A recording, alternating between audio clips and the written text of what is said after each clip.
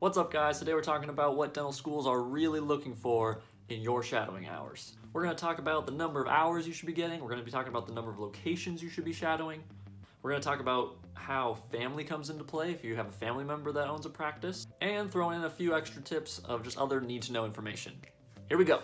First question, how many hours should I be shadowing? So every school has slightly different recommendations and expectations, but if you can get 50 hours of shadowing experience, then that will cover the expectations of most dental schools. Actually, I should say 50 hours will cover the minimum requirement of most dental schools. If you're in a situation where you really feel like shadowing needs to be a strong suit on your application, or if you're like me and just wanted a strong application in every category that you could, then I would suggest shooting for more around 100 hours or even 150 hours. Now, how much of this should be from general dentistry versus specializing?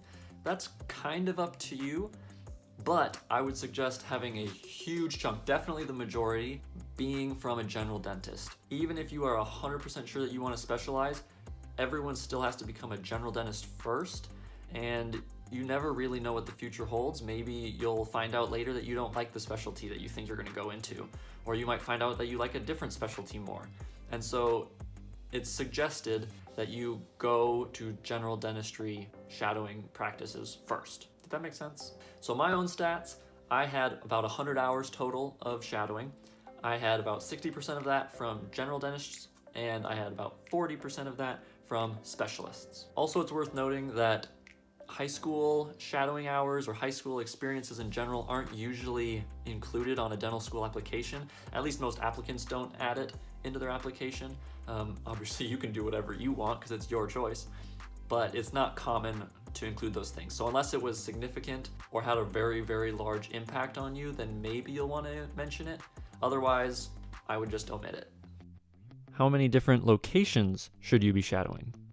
So everyone you talk to is going to have a little bit of a differing opinion on this, but the consensus is not one location. What I recommend is having 3 to 4 general dentist offices, and then any specialty offices that you want to throw into that as well. I shadowed 4 general dentist offices. I shadowed 2, I think, orthodontist offices, and 1 pediatric office. There are loads of benefits to going to multiple practices as well. You get a better glimpse of what dentistry really is and whether you actually like dentistry or whether you just liked one specific dentist. And you become more acquainted with personalities. Every dentist has a slightly different personality, obviously, and will run their practice according to their personality and what their own interests are. So it's cool to see how that personality and those business ideas affect their patient relationships and affect their relationships with their coworkers and the success of their practice overall. The way that I think about it is there's no one right way to run a practice, and so the more options you see on how others run their practices, you can have a better chance of having a successful practice because you've seen so many different things. So what do I mean when I say different types of dental practices or different practices? Obviously, part of that is just location, just seeing different dentists at different offices doing things different ways, but there's also different types of offices. There are private practices, there's corporate offices, there's DSOs, public health clinics, school clinics, loads of different options. But the idea is that you want to shadow as many different things that you can get. So how does family practices come into play? If you have a family member that is a dentist or a specialist of some kind in the dental field, that is so cool. That is so awesome. I'm jealous of you because I did not have that. And so if you can shadow them, that's great. I'm sure they're probably a mentor. I'm sure they had a big influence on how you decided that you want to pursue dentistry.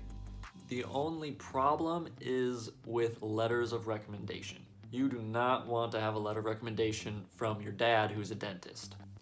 The best letters of recommendation come from people who you've created relationships with over a period of time.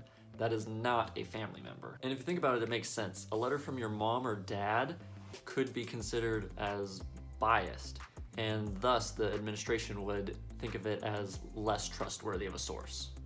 By contrast, a letter from a dentist that you've created a relationship with over the last 18 months of shadowing, that is completely unbiased, or at least relatively unbiased, and therefore they would trust that letter way more. So the way that I look at it is put yourself in the acceptance committee's shoes.